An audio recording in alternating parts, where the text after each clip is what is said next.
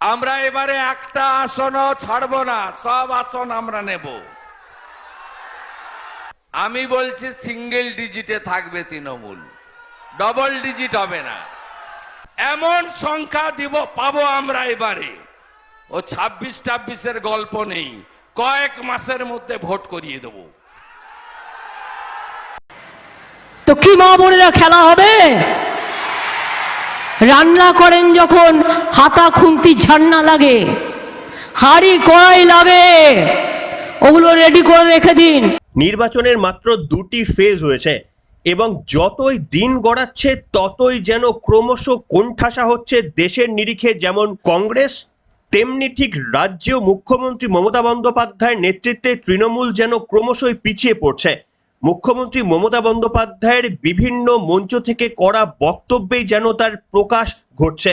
এতদিন পর্যন্ত আমরা দেখেছিলাম 2021-এর নির্বাচনেই ক্রমাগত বিভিন্ন জনসভা থেকে একেবারে হাতা খুন্তি বটি ঝাঁটা বিভিন্ন নিয়ে রাস্তায় নামার আহ্বান জানিয়েছিলেন মুখ্যমন্ত্রী মমতা বন্দ্যোপাধ্যায়। কিন্তু এবারের নির্বাচনে মুখ্যমন্ত্রী মমতা বন্দ্যোপাধ্যায় এতদিন পর্যন্ত এতটা আগল ভাঙেননি, কিন্তু আগলটা একটু একটু করে তিনি ভাঙছেন। প্রত্যেকটা জনসভা থেকে যেন স্পষ্ট হয়ে যাচ্ছে।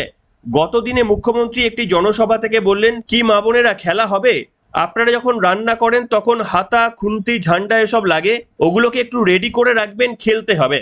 এর মানে কি দাঁড়ায় এটা বোধহয় আপনাদের বুঝিয়ে বলার আর প্রয়োজন হবে না।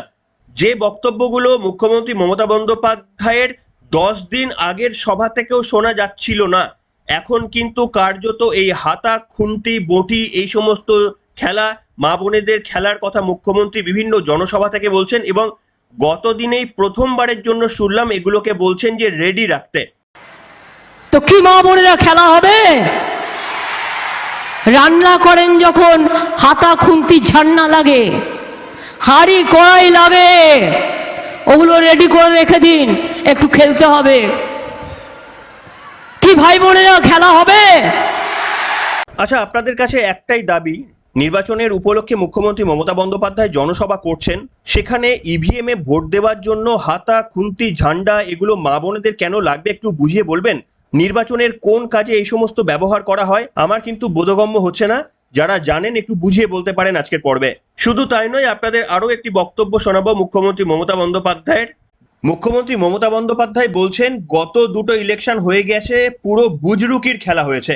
10-15 দিন আগে পর্যন্ত বলছিল যে বিজেপির ওপিনিয়ন পোল ওগুলো টিভি চ্যানেলকে টাকা দিয়ে কেনা। যে তৃণমূল কংগ্রেস প্রথম দফার ভোটের পর বিজয় মিছিল বের করে দিয়েছিল, সেই মুখ্যমন্ত্রী মমতা বন্দ্যোপাধ্যায় তথা তৃণমূল নেত্রী বলছেন যে 2 দফার ভোটে ঘোটালা হয়েছে।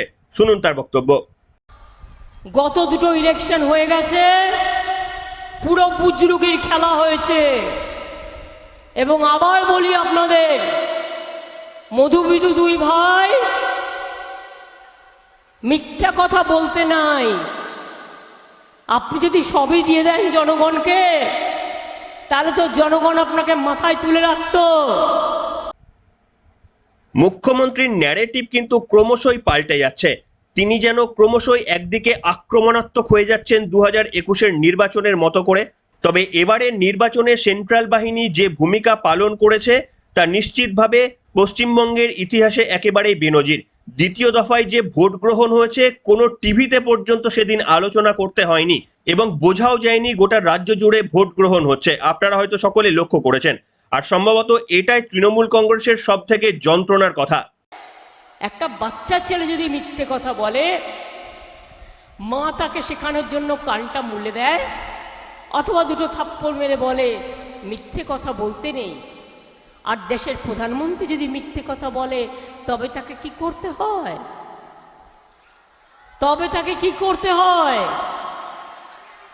একদিকে মুখ্যমন্ত্রী মমতা বন্দ্যোপাধ্যায় যেমন ক্রমাগত ব্যাকফুট হয়ে যাচ্ছেন, তার বক্তব্য বা বডি ল্যাঙ্গুয়েজে সেগুলো যেমন প্রকাশ্যে চলে আসে আপনাদের শোনালাম, কিন্তু বিরোধী দলনেতা থেকে ভারতের প্রধানমন্ত্রী নরেন্দ্র মোদী, তাদের কিন্তু আত্মবিশ্বাস ঝরে পড়ছে।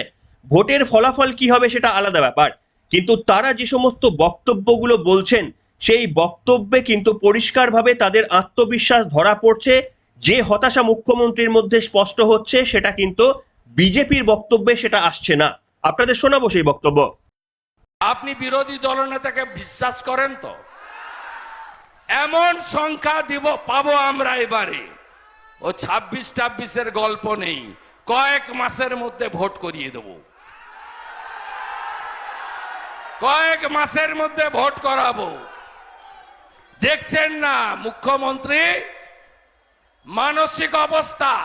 শুনলেন আপনারা বিরোধী দলনেতার বক্তব্য। তিনি বলছেন যে ওই ওপিনিয়ন পোলের 26-26 গল্প ছেড়ে দিন, এমন সংখ্যা আমরা পাবো যে কয়েক মাসের মধ্যেই বিধানসভার ভোট করিয়ে দেব, এমনটাই বলছেন বিরোধী দলনেতা। যে মুখ্যমন্ত্রী মমতা বন্দ্যোপাধ্যায় 2 দফার ভোটের পর বলছেন যে পুরো ঘোটালা হয়ে গিয়েছে, ইভিএম কে দোষারোপ করতে শুরু করে দিয়েছেন, সেখানে বিরোধী দলনেতা তিনি শুরুটা করেছিলেন, কোনো নাম্বার দেননি, কিন্তু দিন যতই গড়াচ্ছে ততই তিনি বলছেন যে এবারে তৃণমূল কংগ্রেস 1 ডিজিটে পৌঁছে যাবে, এমনটাই কিন্তু বলছে বা মনে করছে বিজেপি। কুয়ার ব্যাং মানে তোলামূল লড়ছেন 45টাতে। আমাদের নেতা আজ বলে গেছেন যে 15 পেরাবে না। আমি বলছি সিঙ্গেল ডিজিটে থাকবে তৃণমূল, ডবল ডিজিট হবে না। এটা যে শুধু শুভেন্দু অধিকারী বলছেন এমনটা নয়, আপনাদের দেখাতে চাইবো একটি স্ক্রিনশট। ভারতের প্রধানমন্ত্রী নরেন্দ্র মোদী গতদিন TV9-এ একটি ইন্টারভিউ দিয়েছিলেন সর্বভারতীয় চ্যানেলে। সেখানে তিনি বলছেন বাংলায় অনেক বড় পরিবর্তন হবে, শুধু সময়ের অপেক্ষা, এবং তিনিও একেবারে 30-এর বেশি সংখ্যক আসন বাংলায় পশ্চিমবঙ্গ থেকে বিজেপি পাবে বলে বিভিন্ন জনসভা থেকে একেবারে আত্মবিশ্বাসী সুরে বলেছেন। সেই অঙ্ক মেলে কিনা নিশ্চিতভাবে এখন দেখতে হবে। এবং রাজ্যের মুখ্যমন্ত্রী মমতা বন্দ্যোপাধ্যায় ইতিমধ্যেই কিন্তু ইভিএম নিয়ে দোষারোপ করতে শুরু করেছেন। জানি না সম্ভবত ভোটের ফল বেরোনোর পর এটাকেই আরো একবার আক্রমণ করে বাকি দিনের রাজনীতিটা এগিয়ে নিয়ে যাবেন কিনা। কিন্তু আপনাদের দেখাতে চাইবো ভারতের প্রধানমন্ত্রী নরেন্দ্র মোদী গতদিনে একটি দারুণ সিদ্ধান্ত নিয়েছেন। কার্যত বলা যায় একেবারে তৃণমূল কংগ্রেসকে একদিনে 10টা গোল দিয়েছে। কেন এত আত্মবিশ্বাসের সঙ্গে কথা বলছিলাম, তার কারণ পশ্চিমবঙ্গে এই মুহূর্তে যে 2টি ইস্যুতে নির্বাচন হচ্ছে, একটি যদি সন্দেশখালী হয় তাহলে আরো একটি হচ্ছে নিয়োগ দুর্নীতি, এবং এই যে 26,000-এর চাকরি চলে গিয়েছে দুর্নীতির কারণে, তার মধ্যে সম্ভবত 8,000-এর মতো সংখ্যা তারা অ্যাকচুয়াল দুর্নীতি করে চাকরি পেয়েছে, বাকিরা কিন্তু তাদের আত্মাহুতি দিতে হয়েছে এই রাজ্য সরকারের অপদার্থতায়। প্রধানমন্ত্রী নরেন্দ্র মোদী একেবারেই গতদিনে পশ্চিমবঙ্গের জনসভা থেকে পরিষ্কারভাবে বলে দিলেন যে যে সমস্ত যোগ্য চাকরি প্রার্থীরা তাদের চাকরি চলে গেছে তাদের লড়াইয়ের সঙ্গে বিজেপি রয়েছে, এবং এটা মোদির গ্যারেন্টি। তাদের প্রত্যেককে আইনি সহায়তা দেবার জন্য রাজ্য বিজেপির কাছে দপ্তর খোলার নির্দেশ দিলেন ভারতের প্রধানমন্ত্রী, যেটা একেবারেই নির্বাচনে মাস্টার স্ট্রোক হতে পারে। কেন মাস্টার স্ট্রোক হতে পারে ব্যাখ্যা করছি আপনাদের কাছে, তার আগে শুনুন ভারতের প্রধানমন্ত্রী ঠিক কি বলেছিলেন। पश्चिम बंगाल के हमारे बीजेपी के अध्यक्ष जी से कहा है कि हम पार्टी के तौर पर ये जो शिक्षक भर्ती में जिनकी नौकरी गई है उसमें नेक ईमानदार लोग हैं, हम उनकी मदद कैसे कर सकते हैं। मैंने बंगाल बीजेपी से कहा है कि प्रदेश स्तर पर एक लीगल सेल और एक सोशल मीडिया प्लेटफॉर्म बनाया जाए। इससे उन लाभार्थियों को मदद होगी जो डॉक्यूमेंट्स सही होने के बाद भी इस घोटाले के शिकार हुए हैं। बीजेपी ऐसे अभ्यर्थियों को कानूनी सहायता भी देगी और उन्हें न्याय दिलाने के लिए पूरी ताकत से काम करेगी। हम ईमानदार के साथ खड़े रहेंगे और मेरा बंगाल यूनिट भले चुनाव चलता रहे लेकिन ये काम करेगा, और जिन शिक्षक ईमानदार शिक्षक जिन्होंने भ्रष्ट किया है वो सजा भुगतेंगे। लेकिन बहुत ईमानदार लोग हैं जिनके पास सच्ची डिग्री है, इन दिनों वो भी फंस गए हैं। जो सच्चे लोग हैं उनको न्याय के लिए हमारा पश्चिम बंगाल काम करेगा, ये मोदी की गारंटी है। শুনলেন বন্ধুরা, এই বক্তব্য আপনারা নিশ্চিতভাবে আগেও হয়তো শুনেছেন, কিন্তু এটা এতটা গুরুত্বপূর্ণ কেন তার কারণ হচ্ছে যে সমস্ত যোগ্য চাকরি প্রার্থীরা যাদের এই মুহূর্তে বেতন পাওয়া উচিত, স্কুলে শিক্ষকতা করা উচিত, তারা এই কঠোর রৌদ্রের রাস্তায় ধর্নায় বসে আছে আমাদের এই অযোগ্য প্রশাসনের জন্য। এবং আপনারা খেয়াল করে দেখবেন রাজ্যের মুখ্যমন্ত্রী ক্রমাগত প্রত্যেকটি মঞ্চে থেকে 26,000-এর চাকরি কেন চলে গেল তা নিয়ে প্রশ্ন করছেন। অর্থাৎ তিনি যোগ্য অযোগ্য সকলকে মিলিয়েই কিন্তু প্রশ্নটা করছেন। তার মানে তিনি যোগ্যদের পাশেও রয়েছেন, অযোগ্যদের পাশেও রয়েছেন। তা যদি না হতো তাহলে 26,000-এর সংখ্যাটা মুখ্যমন্ত্রী বলতেন না। প্রধানমন্ত্রী পরিষ্কারভাবে বললেন যারা অন্যায়ভাবে চাকরি পেয়েছেন তাদের কিন্তু ফল ভুগতে হবে, আর যারা শুধুমাত্র যোগ্য চাকরি প্রার্থী বিজেপি কিন্তু তাদের জন্য লড়াই করবে, এটা মোদির গ্যারেন্টি। প্রধানমন্ত্রী নরেন্দ্র মোদী এই বক্তব্য বলার পরেই যেন তেলের মধ্যে বেগুন পড়েছে এবং মমতা বন্দ্যোপাধ্যায় একেবারেই পরবর্তী জনসভা থেকে আক্রমণ করলেন প্রধানমন্ত্রী নরেন্দ্র মোদীকে। কি বললেন, কোন ভাষায় আক্রমণ করলেন মমতা বন্দ্যোপাধ্যায় উচিত ভাষা শুনুন আপনারা। ছিলেন মোদী বাবু, 26,000 চাকরি তো আপনি খেয়েছেন, মানে আপনার দল খেয়েছে।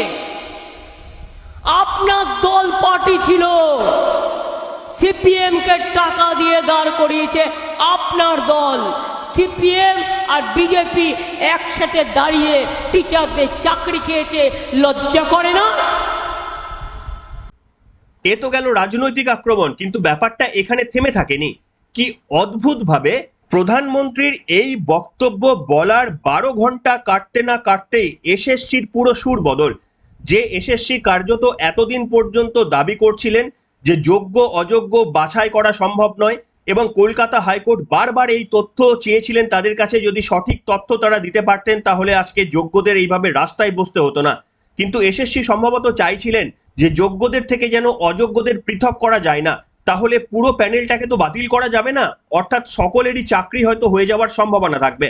অর্থাৎ এই রাজ্য সরকার প্রথম থেকেই চেষ্টা চালিয়ে আসছিল অযোগ্যদেরও যেন চাকরি হয়ে যায়। জানি না এতটা কেন তাদের দায়বদ্ধতা রয়ে গেছে। বিরোধীরা বা বিজেপি নেতৃত্বরা বলছেন যেহেতু টাকার বিনিময়ে এদের চাকরি দেওয়া হয়েছে তাই এসএসসি বোধহয় এতটা দায়বদ্ধতা নিচ্ছে অযোগ্য চাকরিদের ক্ষেত্রেও। কিন্তু যেদিন প্রধানমন্ত্রী এই বক্তব্য বললেন যে যোগ্যদের পাশে আমরা রয়েছি, তার 12 ঘন্টা কাটতে না কাটতেই ভোল বদল এসএসসি তারপরেই জানাচ্ছেন যে চাকরি হারাদের মধ্যে কে যোগ্য আর কে অযোগ্য তা চিহ্নিত করা সম্ভব। এতদিন পর্যন্ত তারা বলছিল যে ওএমআর শিট তারা বাতিল করে দিয়েছেন, তারা পুড়িয়ে দিয়েছেন, নষ্ট করে দিয়েছেন। তাহলে এখন এক রাতের মধ্যে আপনারা কি করে বলছেন প্রধানমন্ত্রীর এই মন্তব্যের পর যে আপনারা যোগ্য অযোগ্য আলাদা করতে পারবেন? আগামী সোমবারে এই তথ্য দেওয়ার কথা সুপ্রিম কোর্টে এসএসসি বা রাজ্য সরকার কি তথ্য দেয় সেটাই কিন্তু তাকিয়ে থাকার বিষয়। তবে প্রশ্ন হচ্ছে উত্তরপত্র ছাড়া এসএসসির যে কোনো তথ্য দিতে পারে, কিন্তু তাদের তথ্য কতটা গ্রহণযোগ্য, তাদের তথ্যে যোগ্যদের সঙ্গে অযোগ্যদের খুব কৌশলে যে ঢুকিয়ে দেওয়া হয়নি তার কি কোনো গ্যারেন্টি কেউ দিতে পারবে? তার কারণ এসএসসি যে ভূমিকা পালন করে এসেছে তাদের ভূমিকা সন্দেহজনক। এবার বুঝতে পারছেন প্রধানমন্ত্রী নরেন্দ্র মোদী কতটা মাস্টার স্ট্রোক খেলেছেন। তিনি যদি এই বক্তব্য না করতেন তাহলে 12 ঘন্টার মধ্যে এসএসসিকে এই বক্তব্য জানাতে হতো না। সম্ভবত প্রশাসনিক নির্দেশেই কি এসএসসি এই ভুলবদল করলো? উত্তর আপনারা লিখে জানান। তবে সর্বশেষ যেটি দেখিয়ে শেষ করব, ওই যে প্রথমের সূত্র ধরে মমতা বন্দ্যোপাধ্যায় হাতাখুন্তি নিয়ে মা বোনেদের রেডি থাকতে বললেন। একটা নির্বাচনে হাতাখুন্তির কি প্রয়োজন হয় বলুন তো? একটা মুখ্যমন্ত্রী মমতা বন্দ্যোপাধ্যায়, সম্মানীয় মুখ্যমন্ত্রী মমতা বন্দ্যোপাধ্যায় নির্দেশ দিচ্ছেন মা বোনেদের যে হাতাখুন্তি রেডি রাখুন। ইভিএম এ ভোট দিতে হাতাখুন্তি কি প্রয়োজন আপনারা একটু আমাদের বুঝিয়ে বলুন তো। যাই হোক, কিন্তু মমতা বন্দ্যোপাধ্যায়কে কিন্তু চেনা ছন্দে দেখা যাচ্ছে। 2021-এ যেভাবে প্রচার করেছিলেন বিধানসভায়, কার্যত মমতা বন্দ্যোপাধ্যায় ওই দিকেই প্রচারটাকে নিয়ে যাচ্ছেন। তার প্রথম নিদর্শন আপনাদের পর্বের শুরুতে দিয়েছি, আর দ্বিতীয় নিদর্শন পর্বের শেষে দিচ্ছি।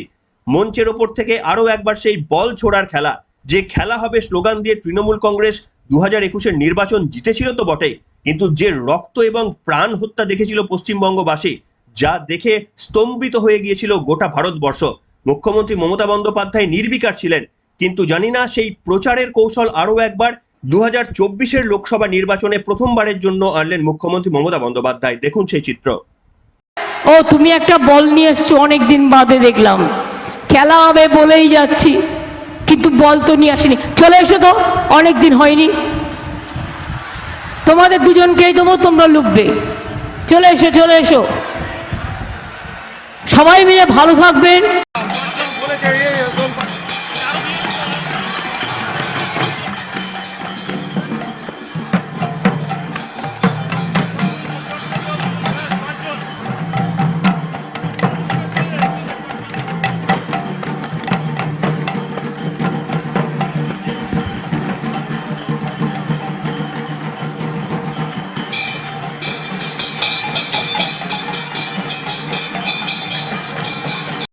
দেখুন, খেলা হবে বললে কিন্তু সত্যি সত্যি ভয় লাগে। 2021-এর সাক্ষী আমরা সকলেই রয়েছে। তাই মুখ্যমন্ত্রী মমতা বন্দ্যোপাধ্যায় নিশ্চিতভাবে এই খেলাটা যেন ওই মঞ্চের ওপর থেকে বল ছোড়াতে সীমাবদ্ধ থাকে। নিশ্চিতভাবে আপনি প্রশাসনিক প্রধান, আপনি অনেক সম্মানীয়, আপনি সকলের কথা চিন্তা করেন, এটাই আশা করব। এই বল খেলার সীমাবদ্ধতা যেন স্টেজের মধ্যেই থাকে এবং হাতাখুন্তির যে প্রয়োজন হয় না নির্বাচনে, আশা করি আপনি কোনো একটা জনসভা থেকে সাধারণ মানুষকে এটাও বুঝিয়ে বলবেন, এটাই আমাদের আশা। কি বলবেন আপনারা? আপনাদের মতামত লিখে জানাবেন। এখনকার মতো এখানে শেষ করলাম।